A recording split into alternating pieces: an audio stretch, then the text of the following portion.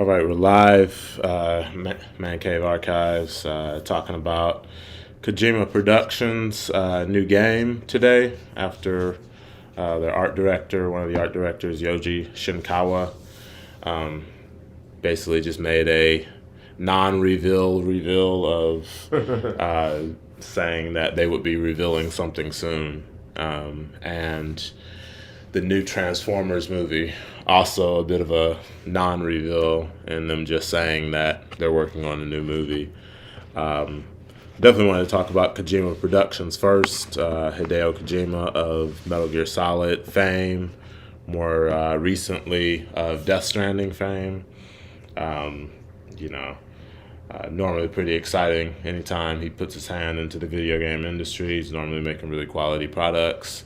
Of course, Death Stranding was a little bit more mixed reviewed this last time around, which is to be expected. I mean, it's kind of in a sense, experimental art piece video game. Sort of genre-less in a sense. So after having him do Metal Gear for the last, two decades or so, you finally get something different from him, and, which is to be expected. He's an artist sort of person, so you never really know what you're going to get from him, even with Metal Gear.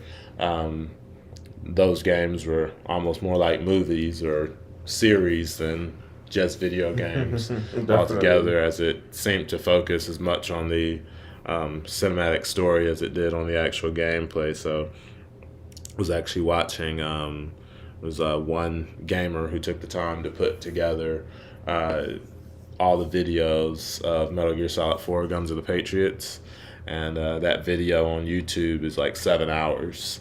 So that kind of shows you the length of the story in Metal Gear. And I haven't seen exactly what something like that would be for Death Stranding as far as the story goes. I'm pretty sure somebody has it up already. But so definitely, like I said, I mean, sort of worth discussing anytime Kojima puts his hand in the industry. Even Death Stranding, we were looking at the numbers earlier, sold about 4 million copies. So maybe not Metal Gear numbers, not really sure exactly what the previous Metal Gear games did. As I said, I was before, I know the other day they announced when Phantom Pain first came out, it did $234 million in one day. Mm-hmm. So you're talking about movie blockbuster numbers. You're talking about numbers in the same sphere as Infinity War from Marvel, and like Endgame, because I believe Endgame did about 270 plus when it first came out on that first day. So yeah, I mean, it's definitely going to be exciting to see what he comes out with. Is it going to be more of a art piece video game like Death Stranding, or is it going to be more of a Metal Gear or down to earth game that's not based off of a concept of, in Death Stranding's case, walking and transporting different items and material. That right there is not a bad concept at all. I just think that maybe if that game focused more on the action and mixed in transporting, that maybe it would have been more well received, because this is a generation where, we left the Xbox 360 and they had the most first-person video games ever on that, first-person shooters, action games ever on that console. PlayStation 4 and Xbox One, same deal. A lot of first-person shooters. You have your mix of adventure games here and there, i.e. the Uncharted games. Tomb Raider was a part of that generation. Also, The Last of Us, Resident Evil 7. So you had a lot of those first-person / action adventure games come out at that time. And so obviously Hideo Kojima, who is a innovator, we have to remember Metal Gear, the original, came out in like the 80s, and it was one of the first games of its kind to have to hide from different folks. Even in 98, when it came out on PlayStation 1, again, you're talking about updating something from way back then, putting it out now. It was still one of its kind. It inspired the siphon filters. It inspired the Sam Fishers Splinter Cell, and the games of that ilk, and you can see that when Hideo stepped out, how many spy games have we seen come out besides Hitman? Yeah, there's really not a lot of spy games out nowadays. You have elements mixed into some of those games, where some games will have you hide, like a Shadow of Tomb Raider, to where you could get in the mud, you could get in underbrush and hide yourself, but you haven't really seen games focus on that spy element like a Hideo Kojima would for his games. And so, and you saw the evolution of that too. In the first Metal Gear, you could hide underneath trucks, you could hide in lockers, you could hide, inside of a truck bed. Into now, you're able to hide above doors. You can lean down and shoot somebody in the face. And jump up a wall and hide. He innovates a lot. In those spheres, and so with whatever he's going to come out with next, I definitely expect it to be another art piece video game. But I am excited to see what someone like him does. You got to understand that with developers like Hideo, Shigeru Miyamoto, when these guys actually put their hands on games and innovate, I mean, Miyamoto, look at the Mario games, throughout the years, the innovation. We thought N64 and Sunshine were going to be that's it. Then this guy brings us Galaxy. Then after Galaxy brings us Odyssey. And so these guys innovate at every level, and so I am definitely excited to see what he's going to be doing in his next venture. And I think it's very important for the overall evolution and well-being of the gaming industry that you continue to have developers like Hideo Kojima there to do something different. I think as far as artistically, the video game industry was in a sort of golden era during the PlayStation 2 years. Yeah. And I almost feel like it's coming back in a sense. You see games like Among Us and Fall Guys or different things like Roblox coming out. Where again, games are, I think the video gaming industry is getting to a place again where everything doesn't have to be so graphically superior, but that you can just make a really good, sort of concept game, and people can gravitate toward it. I'm seeing this new game come out right now called It Takes Two, which is a multiplayer game, but it's coming out to really good reviews.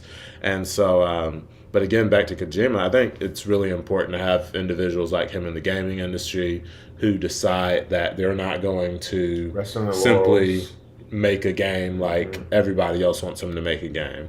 You'll hear it would have been nicer if they did it this way, or it would have been nicer if they did it that way.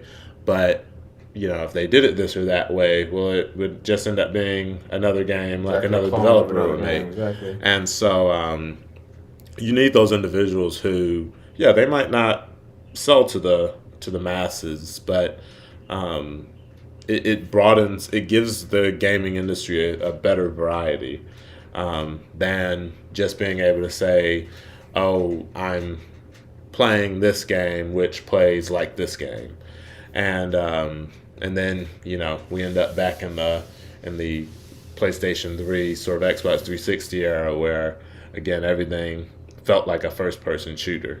You have just shooter at, or even if it wasn't first person necessarily, everything has a gun in it. Exactly.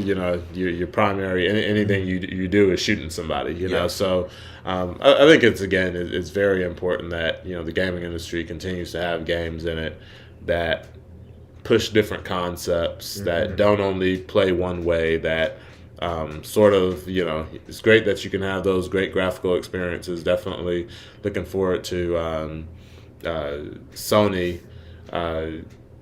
being able to bring out God of War Ragnarok, because games like that belong in the industry. Definitely. The next Horizon game.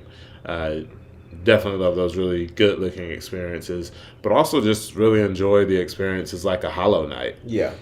Where so I'm still waiting for that sequel to come exactly. out. Where a game could come out, it could have graphics that could have been on the SNES, PlayStation 1. Yeah, and now, you're coming out with a game like that today, and people still love it because it's just a really well-made game. One of my favorite games from this generation, really last generation, I think was Hyper Light Drifter. Yeah. I regularly go back to that game to replay it, and it's just really good. It's a Super Nintendo inspired game, and for anybody who hasn't played it yet, I would definitely recommend it because definitely has a lot of replay value, really challenging, just overall well made. But again, it's a reminder that we don't need to.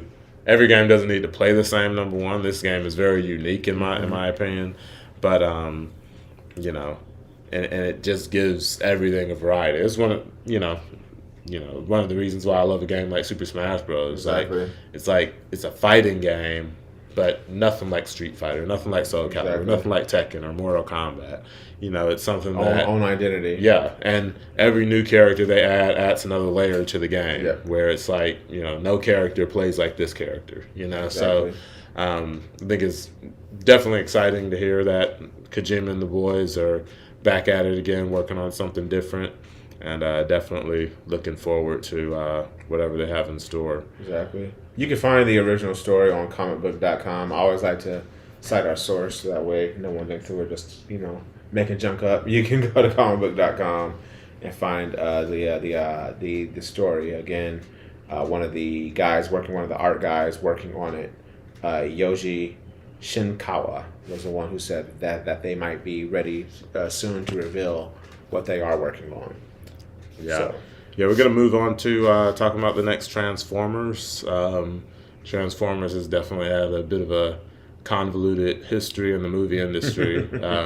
Too many humans. Yeah, I think too long. I think when it first came onto the scene with Shia LaBeouf, Michael Bay, Megan Fox, everybody really loved the first movie. Mm-hmm. But to be honest, since the first movie, I think most of the movies get bad reviews anyway.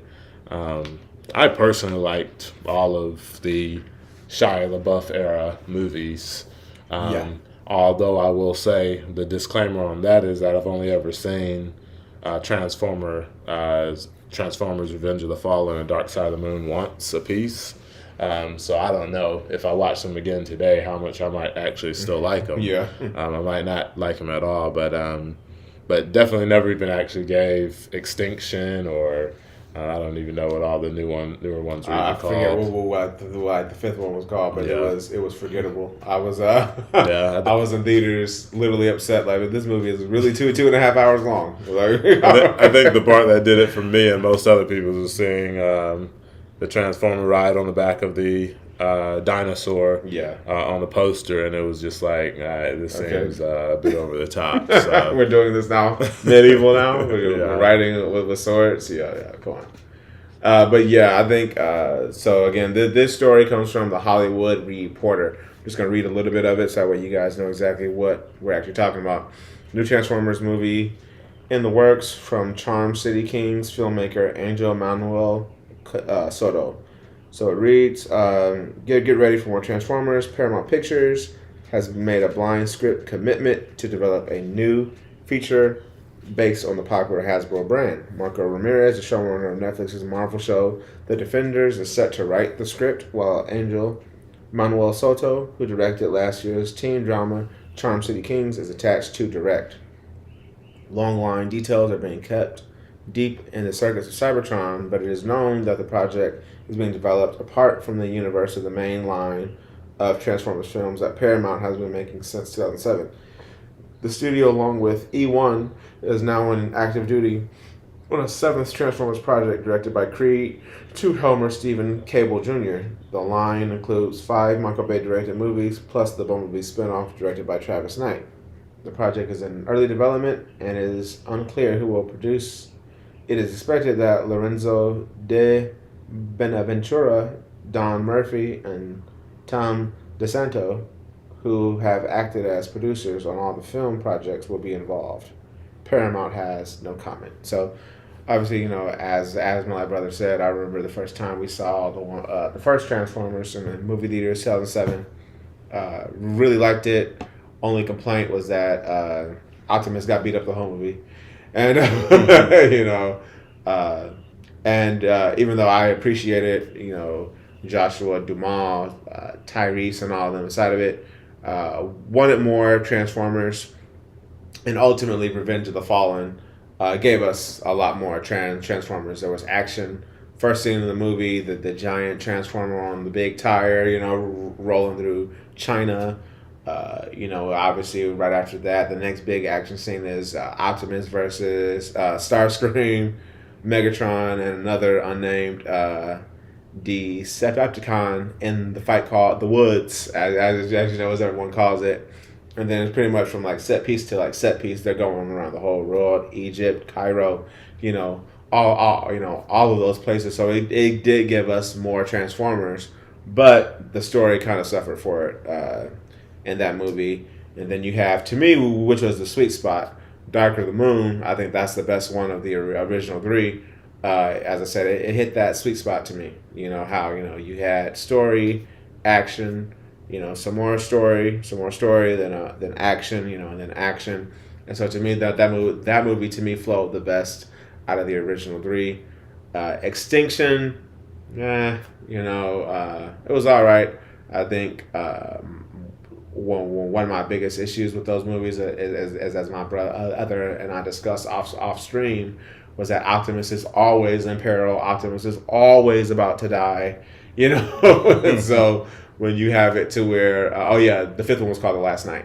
And so you have it to where he's pretty much about to whoop Lockdown, and then Mark Wahlberg's character, was in trouble. So then he has to get distracted, and then he gets pinned down, and so there's always, and it's the drama, but it's like, there's only so many times you can gotcha before it gets annoying, and before it gets old. So I'm definitely now I haven't seen the movie that this guy directed, Charm City Kings. I haven't seen it, and I have not watched the Marvel show The Defenders either. So maybe I will go ahead and watch those two things to actually see what type of storytelling skills these guys have and directing skills that these guys have, so that way I can kind of know what I'm going to get into when this movie releases. And it's probably not going to be 2 years from now, because they said it's in early production